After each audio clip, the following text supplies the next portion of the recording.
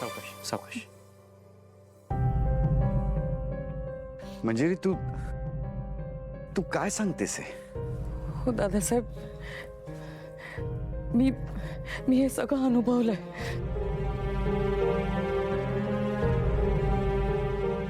पण आई, तू जे बोलतेस ते कसं शक्य आहे ते? अथर्व, माझाही माझ्या डोळ्यांवर विश्वास बसला नाही.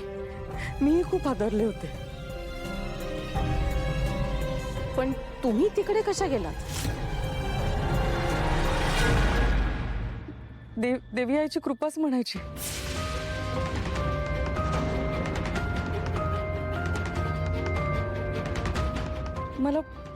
मला मध्यरात्री जाग आली म्हणून हॉलमध्ये आले होते मी. तर हॉलचं दार उघडं होतं. वेदा घराबाहेर चालली होती म्हणून मी तिच्या मागे गेले. ती बाहुलीच्या मागे चालली होती हे बघून मी खूप घाबरले. पण तरी त्या क्षणाला मला तिच्या मागे जाणं गरजेचं होतं म्हणून मी गेले. पण ती तिथे कशी पोचली, तो खड्डा कसा तयार झाला मला नाही माहिती.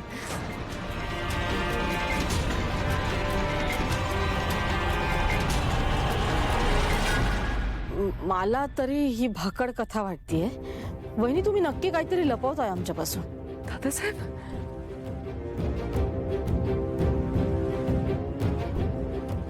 अगं बायको, वहिनी कशाला लपवतील ना? वहिनी तुम्ही डिटेलमध्ये सांगा ना, म्हणजे सगळ्यांनाच कळेल ना काय ते.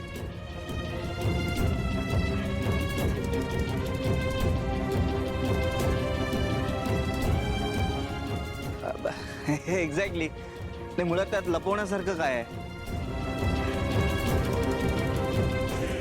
जे काय ते सांगून टाका, त्याशिवाय आपल्याला कन्क्लुजन नाही मिळणार.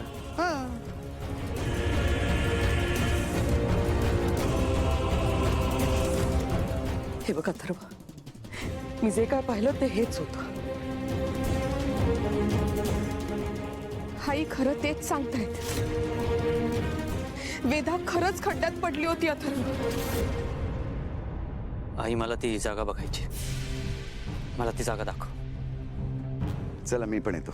चला दादासाहेब. नाही, सगळ्यांनी तिथे गर्दी करायची गरज नाहीये. तुम्ही आपापल्या खोल्यांमध्ये जा. चल.